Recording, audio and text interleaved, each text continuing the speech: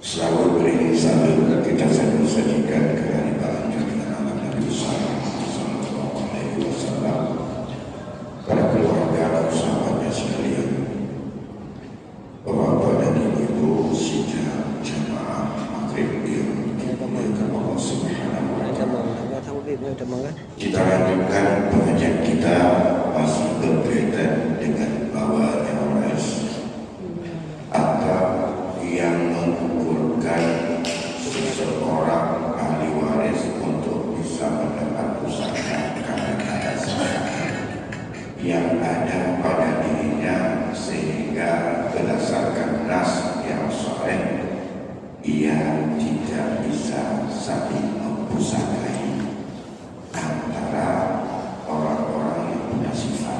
Tiga hal yang ittifaq para ulama sudah kita jelaskan pada malam sebelumnya, yaitu karena antara perbudakan yang daripada orang-orang karena terjadi pembunuhan dengan segala macam rincian dan terjadi bermacam pandangan di antara para ulama, tapi secara umum sesuai dengan kejelasan hadis Rasul tidak saling mempusakai antara orang yang membunuh terhadap harta orang yang dibunuh. Yang ketiga berkaitan dengan tidak saling mempusakai antara orang-orang yang berbeda akidah, antara orang yang berbeda agama, bahkan tidak hanya antara Islam dengan kafir, antara kafir dengan kafir juga itu adalah menjadi penghalang atau menjadi gugur orang mempusakai, seperti antara orang yang beragama Yahudi dengan orang-orang yang beragama Nasrani. Itu andai kata memang itu dalam pandangan Islam. Ada dua sifat yang para ulama tidak ittifaq, tidak sepakat, tapi ada di antaranya yang kuat dan ada yang lemah, yaitu karena murtad dan karena berbeda dari atau wilayah hukum yang mengaku antara waris dengan ahli waris.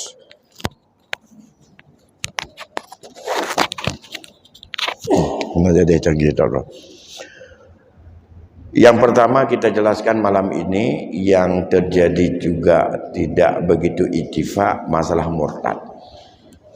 Yang disebut dengan murtad adalah seseorang yang keluar dari Islam dan menampakkan bahwa dia itu adalah keluar daripada keyakinan sebagai seorang muslim dan menampakkan bahwa dia adalah menjadi orang yang kufur terhadap Islam dan kufur terhadap syariat Islam, terutama syariat itu yang ma'ruf diketahui secara daruri atau tak dibutuhkan kepikiran yang mendalam, ia tentang bahwa itu semuanya. Di antaranya seorang yang memaki terhadap Allah Ta'ala atau memaki terhadap Rasulullah, itu adalah dia dianggap murtad. Menyoba bahasa Aceh, urang tu nak Tuhan, Allah itu nak. Buat Tuhan, buat Allah, anak kira mendung murtad.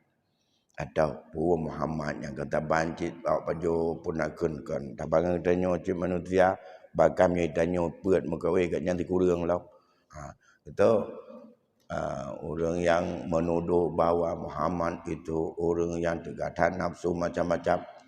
Jadi yang sifatnya itu adalah makian dan ia dasarnya dalam Islam.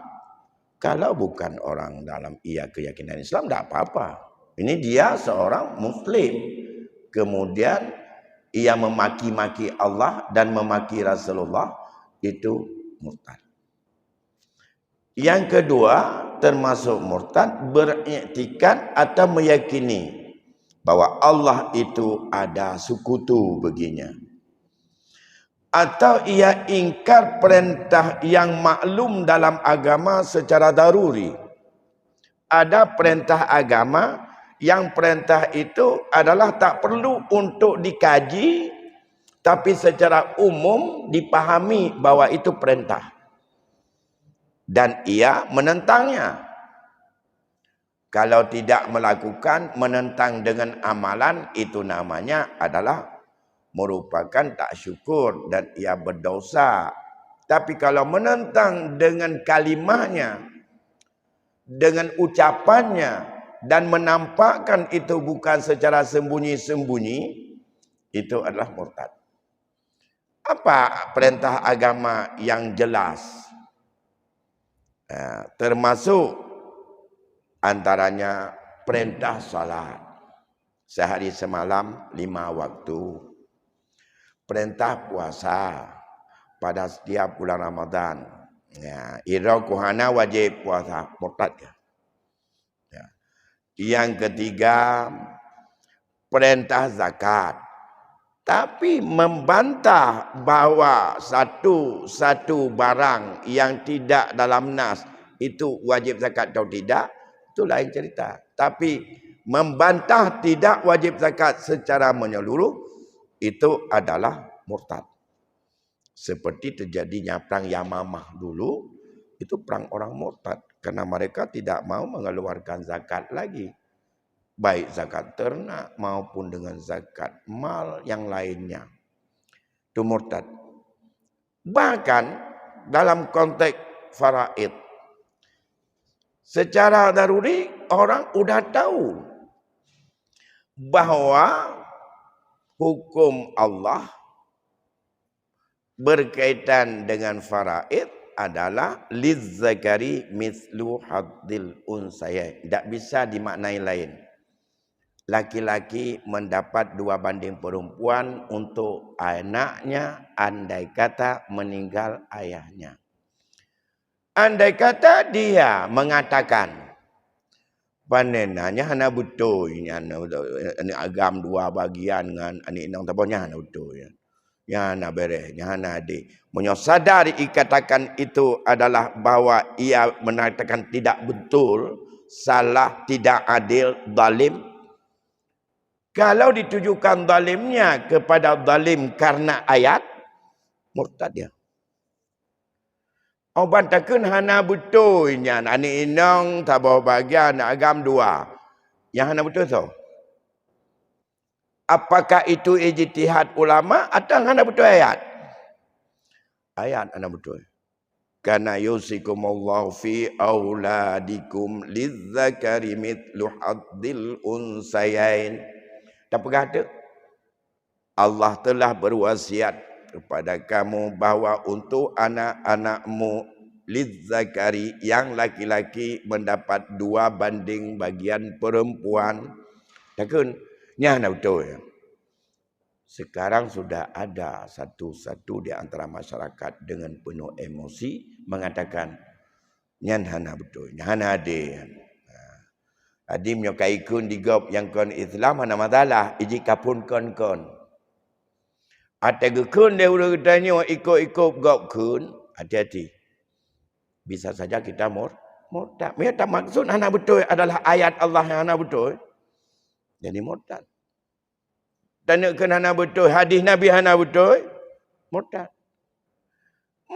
Pendapat ulama karena terjadi khilafnya hana betulnya yang betul itu adalah merupakan bukan yang daruri. Itu yang masalah ikhtilafiyah. Ini yang qat'i. Enggak ada khilaf itu. Berkaitan dengan hak uragam dengan hak anak inang. Enggak ada khilaf itu untuk orang tua mendapatkan 1/6 bila ada anak. Enggak ada khilaf itu. Seorang isteri dapat 1/8 bila si main ada anak. Kalau tidak ada anak dapat 1/4. Tidak ada khilaf itu. Memang itu isyarat ayat. Bila seorang yang meninggal dunia itu suaminya dapat 1/2 bila tidak ada keturunan. dan mendapatkan 1/4 kalau dia itu adalah tidak ada keturunan. Tidak ada khilaf karena ayatnya jelas. Bukan ayat itu yang bisa mutasyabih yang perlu dijelaskan lagi ataupun yang perlu dipahami dan dikaji. Menyonyan tak perahana betul. Maka salah-salah tanya yang kamu turu cik ke murtad. Menyerahkan betul. Ya, baik. Banyak sekali persoalan yang murtad. Tak pakai, tak nak malaikat yang pemulia ada Allah, tak hina dia katanya, tak pemulia iblis yang hina ada Allah, syaitan yang tak pemulia dia katanya. Itu banyak sekali. Apa saja intinya mengingkar satu perintah yang maklum dalam agama secara daruri, murtad. Ya. Kemudian meyakini apa saja yang diharamkan dalam agama bahwa itu adalah tidak haram, murtad.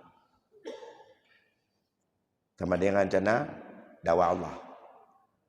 Menurut draw batakeun bak jeb ia bak warung. Menurut draw ko nyan riba nyan hana harum. Keun riba hana harum nyan berarti tak pegah bahawa ada Allah pegah. Wa harramal riba nyan kancana tak tulak itanya. Tapi masalah kau dengan masalah kajian apakah ini termasuk riba atau tidak, itu lain. Tapi secara umum riba atau nama riba. Misalnya ayat jelas, ahallallahul bai'a wa harramar riba. Harramar riba pun tak bolehin. Allah hala jual beli dan Allah haramkan riba, menyuruh draku hana haram ribanya. Nyan murtad. Tak bantah apa yang dengan jelas ayat Allah. Masalah substansi. Menyolagi nyonya hana riba, menyokon itu tentang masalah kiban yang ke riba, kiban tidak. Bukan substansi atas nama mujmal secara riba. Lain. Dah. Kemudian kita kembali kepada dasar ini. Bahawa hukum manusia yang murtad diberikan tangguh 3 hari. Agar dia mau taubat dan balik kepada Islam. Untuk mau taubat. Ya. Fa in kana lahu syubhatun aw waqa'a fi iskal wajaba 'alal ulama ayyubayyinu lahu al-haqqa minal batil.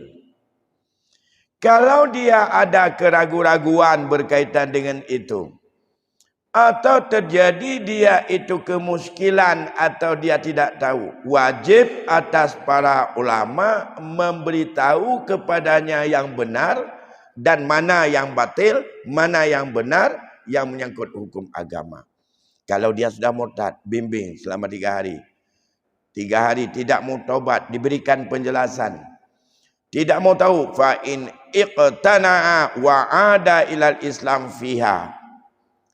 Bila ia tunduk atas nasihat bimbingan para guru, ia balik kepada Islam. Diterima dia sebagai muslim kembali. Nah, tapi wa in asarra ala kufrihi wariddatihi nudira. Tapi jika dia bertahan atas kekafirannya, bertahan atas kemurtadannya, itu ada beberapa pendapat. Yang pertama, andai kata ia itu laki-laki, fajazauhu al-qatlu bil ijma' ulama. Balasannya, resikonya ia dibunuh sesuai dengan ijma' para ulama.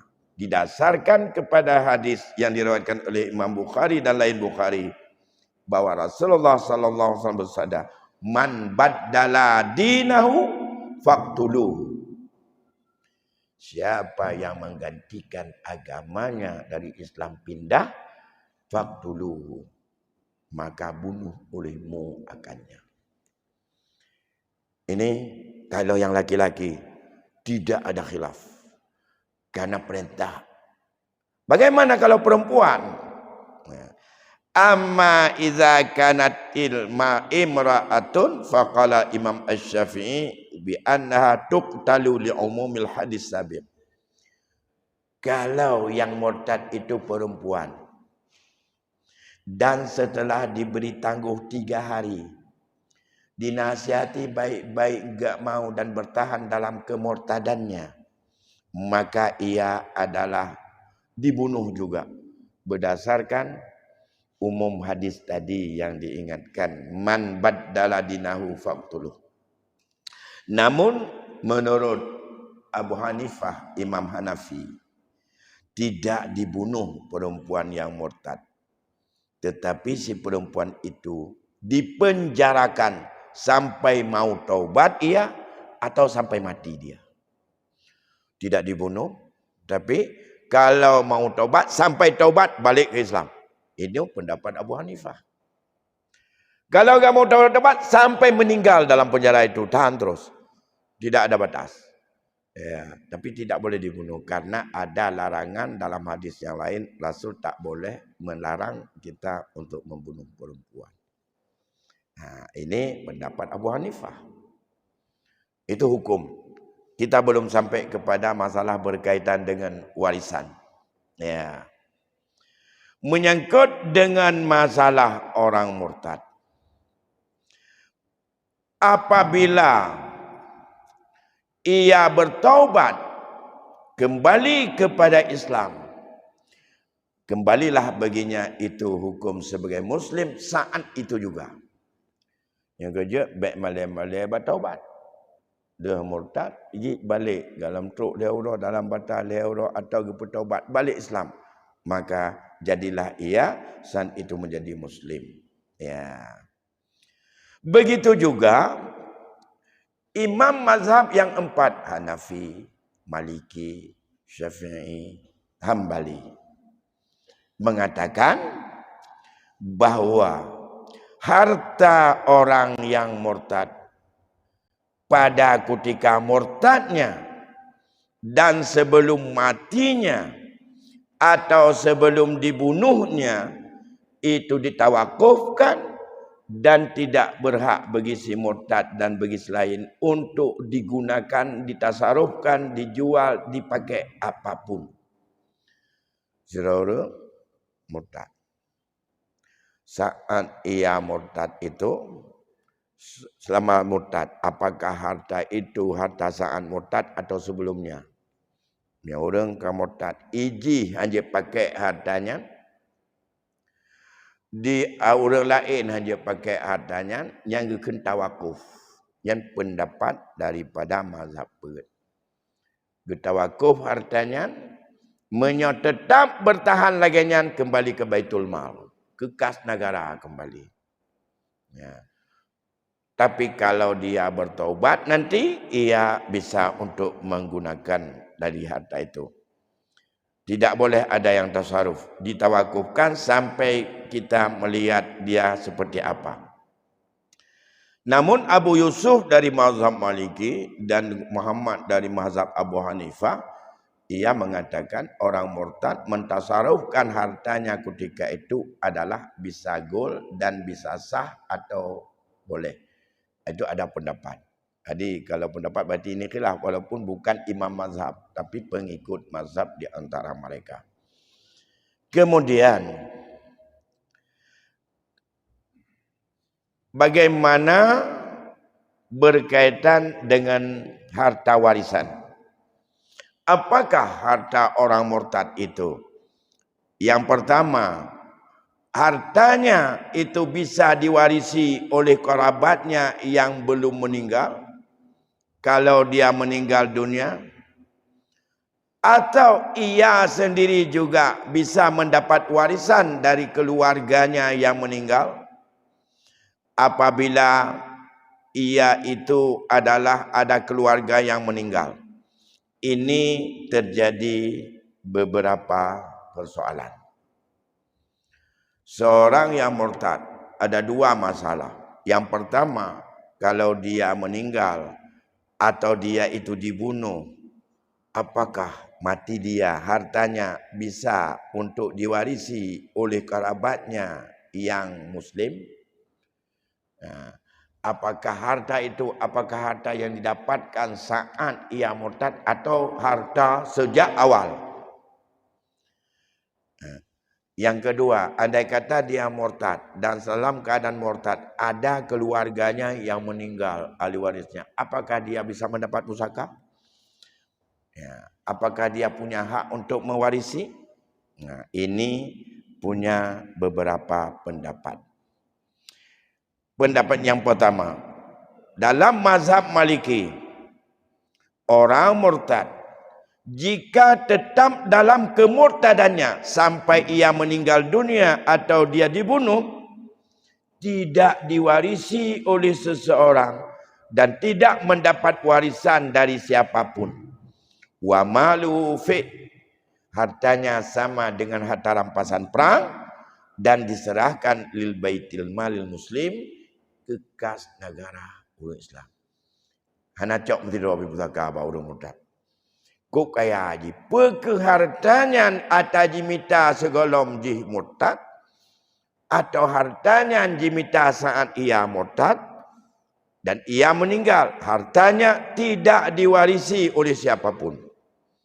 Tapi hartanya diserahkan kepada kas negara sebagai hak baitul mal. Tidak ada beda. Apakah harta itu diusahakan sebelum dia murtad, wa ma kasabahu ba'dah, ataupun diusahakan setelah ia murtad. Kemudian masih dalam pendapat Maliki, kalau dia keluar dari Islam, tujuannya agar kaum muslimin, kawan dan saudaranya tidak mendapat pusaka. Karena beda agama kan mendapat pusaka, beda ini kok kaya. Karena agama ini agama kebencian penuh tat untuk kepada syiarai. Beda itu mau kafir. Tujuan dia keluar dari Islam apa? Agar harta dia tidak diwarisi oleh orang Islam. Menan bengeh ke oleh Islam. Kaum kerabatnya supaya tidak mewarisi. Kalau itu tujuannya agar supaya menjadi penghalang mendapat warisan orang Islam yang kerabatnya, fa inna mirasuhu yakunu lahu. Menurut pendapat mereka menyonyan tujuan jiji jita mau kafir agar hartanya supaya tidak diwarisi oleh keluarganya yang Islam, maka hartanya yang ia meninggal semuanya untuk orang Islam. Menyonyan tujuan. Sama dalam hal ini, andai kata seseorang menceraikan isteri dengan tujuan untuk terhalang agar isterinya tidak dapat pusaka. Karena kata kita tak cerai ke dia, benti baik cok je pusaka ngai cok keluarga temendung. Karena nampak dengan perumah kadang-kadang. Itu juga demikian. Hukumnya haram. Tapi di situ kalau dia itu talaknya bukan raj'i, tetap tidak mendapat pusaka. Itu karena memang tegas di dalam dia bukan lagi isterinya. Tapi hukum menceraikannya itu haram. Kalau tujuan agar isterinya tidak mendapat pusaka. Itu dalam pendapat Maliki. Nah, bagaimana dalam pendapat Syafi'i? Wa zahaba Syafi'i ila annal murtadda la yarisu ahadan minal muslim aw ghairihi mutlaqan. Seorang yang murtad tidak dipusakai oleh seseorang dan tidak mempusakai akan seseorang secara mutlak. Bagaimana mutlak? Apakah tujuan untuk hirman, artinya untuk terhalang atau tidak, apakah dia laki-laki atau perempuan, maka seluruh hartanya la yarisu ahadan, ia tidak mempusakai kepada seorang atau kepada selain mereka itu orang Islam. Orang Islam hana pusaka, lain hana, menyaji tetap dalam murtad. Ya. Tapi kalau dia balik dalam Islam hari itu, sudah menjadi Muslim, itu dia bisa untuk mendapat mewarisi kembali. Kemudian, andai kata dalam pendapat Hambali, bila seorang yang murtad meninggal dunia atau dia dibunuh, tidak mewarisi terhadap si murtad oleh seseorang pun. Hukumnya sama dengan Syafi'i. Ya. Dan apabila meninggal dunia seorang istri ya, yang murtad atau karibnya yang muslim dan ia merdeka kekal atas kemurtadannya dan ia tidak dapat, maka jika kembali kepada Islam sebelum pembahagian pusaka, ia mendapat haknya daripada pusaka. Jika tidak, tidak ada sesuatu baginya. Makanya mantong keuntungan menyajih meninggal kaiwa lah Islam. Meninggallah ahli waris je wataji murtad. Balik je lah Islam pusaka galang bagi. Janji bertemu hak. Wajah kaiwa lah Islam. Yang anai wahna. Ini beberapa hal berkaitan dengan persoalan riddah. Ya, dia oleh kerana demikian potensi untuk jadi riddah banyak, maka ini adalah bukan sebagai bahawa Islam itu adalah ekstrem, tapi ini adalah untuk preventif agar kemaslahatan umat itu terjadi, maka ini diberikan hukuman sangat tegas. Islam tidak boleh untuk masuk habis itu keluar lagi dalam Islam. Berarti yang makna la ikrah fiddin bukan pada masalah murtad. Dalam Islam, la ikrah fiddin daripada Islam yang terakhir agama yang datang, siapa mau masuk tidak ada paksaan. Atas kerelaan sendiri dia masuk Islam. Tapi setelah masuk tak boleh lagi balik ke sana. Yang sudah Islam tidak boleh balik ke kafir. Bagaimana dengan kita? Begitu lahir sudah keluarga Islam, dianggap sudah Islam. Kan di Islam. Maka keluar dari itu dianggap dari Islam keluar. Nah, jadi kalau tidak mau, bilang saja begitu lahir, udah berangkat saja itu. Dari masih kecil, belum ada taklif. Jadi tidak ada paksaan untuk keislamannya. Jadi tidak boleh dengan percuma hukum ini. Walaupun ijma' ulama sepakat untuk pembunuh, itu tidak menjadi dan tidak bisa dilakukan karena ini berkaitan dengan ketentuan legalitas, legitimasi, harus ada ketetapan negara. Kalau negara menetapkan hukum jinayat tentang hukum itu bisa dilakukan. Kalau negara tidak melakukan, itu akan terjadi persoalan besar dalam masyarakat kalau diserahkan kepada kelompok-kelompok. Tidak boleh kelompok-kelompok mengambil tindakan ini. Kekuasaan ini hanya syaukah, hanya kekuasaan.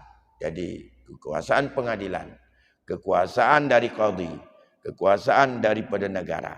Seperti apa yang dilakukan beberapa aspek jinayat yang ditetapkan hari ini di Aceh, karena memang itu sudah legal pelaksanaannya, dilindungi dan diakui oleh negara, baru bisa dilakukan.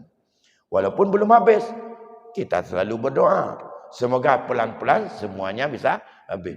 Tapi kalau hukum murtad ini diberlakukan di Aceh, itu harus tuangkan dulu dalam kanun, tidak bisa dilakukan. Sama dengan hukum rajam, tidak bisa dilakukan di Aceh. Karena mengapa? Walaupun itu hukum positif dalam kitab, tapi belum positif untuk di Aceh. Yang sudah positif apa yang tertuang dalam kanun hukum jinayat. Yang belum, itu pelan-pelan. Maka kita sering mengatakan kepada perwakilan rakyat, kita belum selesai. Masih banyak hukum-hukum jinayat yang memang itu adalah hudud yang belum untuk dilegalisasikan. Kalau sudah kanun dan diakui oleh Mendagri kanun itu, maka itu baru bisa dilakukan. Maka banyak pencuri di Aceh akan nampak kita lihat tangannya sebelah atau tangannya dua belah atau enggak ada tangan, enggak ada kaki. Kalau bisa dilegalkan dengan as-sariqu was-sariqatu faqta'u aydiyahum. Tangan dua-duanya potong. Asal ada. Tentu saja itu di mana potong, bagaimana potong, berapa nisabnya, kadar berapa dicuri, itu diatur dengan hukum positif secara rinci. Bapak Ibu yang berbahagia, masih ada waktu lebih kurang 10 menit lagi, atau 15, kalau tidak ada saya lanjutkan dengan bagaimana dengan hukum berkaitan dengan perbedaan dua agama. Tapi kalau ada yang bertanya, kami persilakan.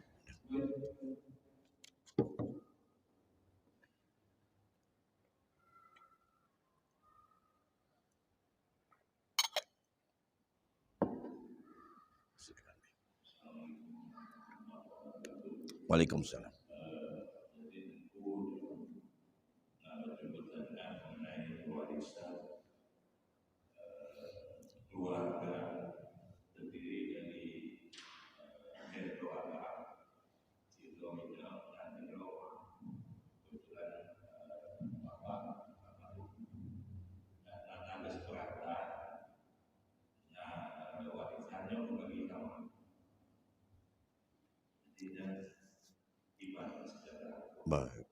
Baik, makasih. Ya, seperti yang saya sampaikan, kesepakatan bukan hukum faraid, tapi ini masuk dalam hukum beri memberi, hibah menghibah, orang hidup dengan orang hidup sesama ahli waris. Beri memberi ini tadi ada sebuah kasus, ada seorang yang meninggal dunia. Kemudian ia masih punya ibu, nenek dari anak-anaknya. Tidak ada kakek, lain tidak ada. Yang meninggal itu kira-kira laki atau perempuan, Pak? Laki. Dia punya istri, mama anak-anak ini masih ada. Berarti ada istri. Dia punya mamanya, punya istrinya, punya anak laki 3, punya anak perempuan 1. Begitu ya. Nah, yang pertama, kalau hukum Allah yang ditetapkan oleh Nas wajib untuk diperkenalkan agar kelima orang tadi tahu dulu hukumnya. Itu penting. Mereka tahu dulu, bukan masalah ngambil, tahu. Mamanya 1/6. Udah. Mama punya hak 1/6. Ibu, istri daripada almarhum, ibu dapat 1/8. Sisanya adalah setelah potong 1/6 dan 1/8, semua yang tinggal adalah milik daripada anak laki-laki 3 dan anak perempuan 1. Perkenalkan hukum dulu. Karena ada angka 6 dan angka 8, angka pokok yang paling kecil 24. Itu asal masalah disebut. Itulah kaifiyat tazih'. Kaifiyatut tauzi' dalam ilmu faraid, bagaimana cara untuk menghitungnya. Cara menghitungnya 1/6 untuk ibu, 1/8 untuk istri, sisa untuk mereka. Sisa dari mana? Kalau sisa dari 1/6, ya dan 1/8. Maka antara 6 dan 8 dicari satu angka yang paling kecil. Yang habis dibagi dengan 6, habis bagi dengan 8. Angka paling kecil, habis bagi 6, habis 8, hanya angka 24. Disebutlah 24 itu sebagai angka pokok. 1/6 daripada 24, 4 bahagian. Dan 1/8 dari 24, 3 bahagian. 3 tambah 4, 7. 24 dikurangi 7, tinggal 17. Semua tirkah setelah dihitung dalam bentuk angka atau nilai. Semua harta tidak dalam barang, tapi barang itu dilabelkan dengan nilai. Mobil berapa, ini berapa, ini berapa. Totalnya 2 miliar misalnya. 2 miliar dibagi 24. Dibagi 24. Karena itu angka pokok. Nilai seluruh harta dijadikan sebagai tirkah dibagi kepada 24 pada angka pokok. Nah, maka 3 bagian untuk hak istri, 4 bagian hak kakek, sisa 17 bagian daripada berapa nilai tadi yang dibagi-bagi. Kalau misalnya kita umpamakan nilai daripada semua peninggalan almarhum 24 miliar, berarti milik istri 3 miliar. Milik mamaknya 4 miliar. Tinggal wang 17 miliar. 17 miliar kalau menurut hukum dibagi 7. Laki-laki dikali 2 jadi 6. Perempuan 1. Jadi 7 bagian. 17 miliar bagi 7. Laki-laki ambil 2. Belum dibagi. Diperkenalkanlah. 17 miliar bilik kalian, masing-masing kalian ada sekian, untuk mamak sekian, untuk ibu sebagai istri sekian. Baru dapat sekian. Sekarang baru, apakah mau ngambil seperti ini atau mau hibahkan kepada sebahagian yang kecil daripada yang besar? Kalau mereka semuanya 3 tambah 1 anak perempuan tambah mamaknya dan tambah isterinya, mereka semuanya ada 6. 3 anak laki-laki, 1 anak perempuan, 1 ibu, 1 isteri. 6. 24 dibagi 6. Ya, 24 dibagi 6. 24 miliar tadi. Dibagi 6. Sama dengan masing-masing mendapatkan 3 miliar. 4 miliar. 4. 6. Betul ya? 24 kalau dibagi 6. 4 miliar. Ibu seharusnya dapat jatah 3 miliar. Isteri. Kalau mamaknya pas dibagi menurut hukum 4 miliar. Dibagi sama rata 4 miliar juga dia. Anak laki-laki yang seharusnya dapat 6 miliar, sekarang dia dapat 4 miliar juga. Ya. Anak perempuan mungkin dapatnya dia hanya sekedar 2 miliar, tapi dia dapat 4 juga. Jadi dalam hal itu, yang 4 miliar 1 orang dibagi 6. Tentu saja ada di antara ahli waris yang lebih gede seharusnya Allah berikan, tapi dapatnya lebih kecil. Ada di antara ahli waris yang lebih kecil dapatnya, tapi menjadi lebih gede. Seperti isteri dan anak perempuan tadi. Kalau mama 50-50, dibagi sama rata sama, tidak dibagi sama rata, ambil jatah yang Allah kasih juga, dia sama jumlahnya. Tapi isteri bertambah, anak perempuan bertambah, anak laki-laki 3 orang akan berkurang. Kalau mereka sadar bahwa sekian kurang, saya rela. Sisa yang kurang dari saya itu adalah hibah saya untuk mama dan hibah saya juga untuk adik saya yang perempuan. Kalau mereka sadar itu, dan syaratnya 6 orang ini mutlak tasarruf. Makna mutlak tasarruf, mereka sadar, mereka sehat, mereka udah balik, mereka udah dewasa, mereka bukan orang yang cacat untuk bisa melakukan keahlian dalam pengelolaan harta. Tidak lagi anak kecil, bukan dari orang nggak cukup pikiran, ataupun ya idiot, bahkan ada yang gila kadang-kadang, atau sudah tua bangka, nggak tahu lagi apa-apa, paling-paling gepegah lagi nyol, dia gepegah 60 pegahnya, itu ke Tuhan dan mama lu. Itu tidak bisa, harus penuh hak mereka.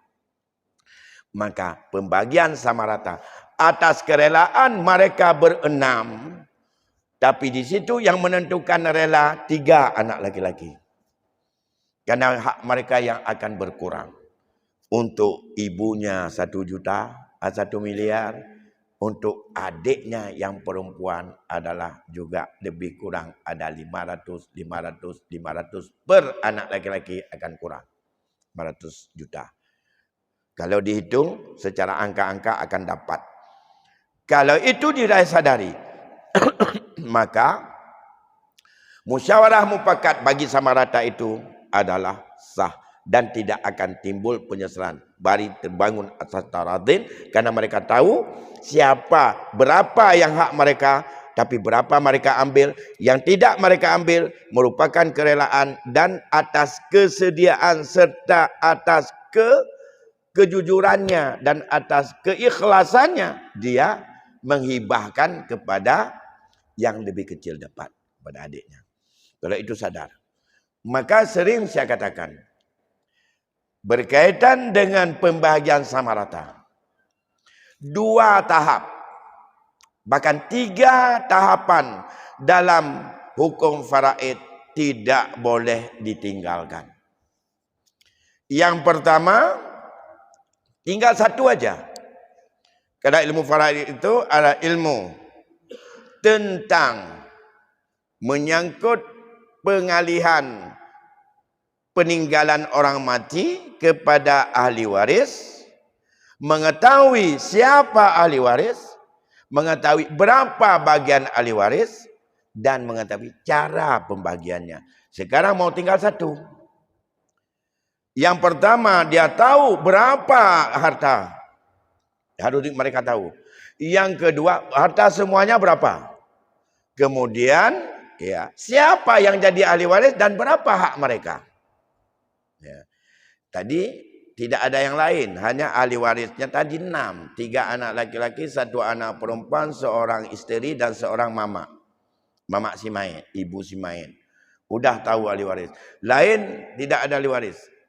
Tapi kalau ada harus dicari. Karena dalam posisi seperti itu, kakek andai kata ayah dari ayah ada, dia tidak terhijab. Ya, kalau yang lain barangkali terhijab karena ada anak laki-laki yang menghabiskan. Nah, maka dalam konteks ini, setelah mereka tahu siapa dan berapa hak ahli waris, itu yang tadi kita tempuh, maka setelah mereka tahu begini-begini, masalah membagi hanya kaifiatut tauzi' saja yang tidak perlu hukum waris kita tahu. Kaifiatut tauzi' artinya tidak mengambil menurut 3 miliar untuk isteri, 4 miliar untuk ibu. Bukan seperti pada angka pokok 24 tadi yang dibagi-bagi, dan itu bukan seperti itu. Tapi mereka setelah tahu, saling hibahlah antara mereka dan saling ridha meridhakan, dan begitu caranya. Dan itulah sah. Yang apabila mereka sehat semuanya, mereka tahu resikonya, mereka tahu berapanya, kemudian harus ditulis setelah itu. Untuk apa ditulis? Faktubu. Dalam ini sebuah proses agar tidak terjadi persoalan di kemudian hari dan menjadi bukti andai kata ada tanya menanya setelah orang yang pertama ini meninggal. Kan anak-anak mereka itu kan ada nanti. Jauh. Nah, ini kalau tidak ada tulis yang ada saksi, nah dikatakan semuanya, dan diketahui oleh saksi-saksi orang tua kampung, maka bisa saja nanti gugat-menggugat. Oh, saya enggak terima. Padahal punya ayahnya. Ayah saya enggak terima. Saya punya hak. Belum cukup apa yang diberikan. Terjadilah gugat-menggugat. Maka untuk aman dari itu, maka sunan mencatat, menulis dan membubuhkan tanda tangan. Itu sunan. Bukan sahnya di situ. Sebagai preventif agar tidak terjadi kalkil atau dakwah-dakwi khilafiyah di satu saat setelah generasi yang lain bangkit. Kalau ini sudah tahu, tapi nanti membantah, ayah saya enggak terima seperti itu, dan nanti bisa gugat. Di saat gugat-menggugat akan terjadi dosa besar andai kata dengan menghadirkan dengan saksi-saksi palsu yang tidak tahu. Saksi palsu adalah merupakan dosa besar. Bagaimana? Kita mau teh? Adi etnan laginya yang jalan tuan jawab bila siat cuma hana tak peragakan. Memang tetap hitung harta wajib. Menyohan ada hitung harta. Nah model lain tak boleh tu. Tapi kalau musyawarah mufakat, nah dengan jalan takharut sabotu yang pernah kepubut oleh ulama-ulama awal. Itu belum kita bahas, nanti satu saat akan kita jawab bagaimana dengan teori takharut berbandingan dengan kasus bagaimana penyelesaian musyawarah mufakat dalam tradisi masyarakat Aceh. Mungkin ada kesamaannya. Demikian barangkali yang dapat untuk sampaikan. InsyaAllah di lain kesempatan kita bisa bertemu kembali. Atas segala perhatian saya ucapkan terima kasih. Atas segala kekurangan saya mohon maaf. Assalamualaikum warahmatullahi wabarakatuh.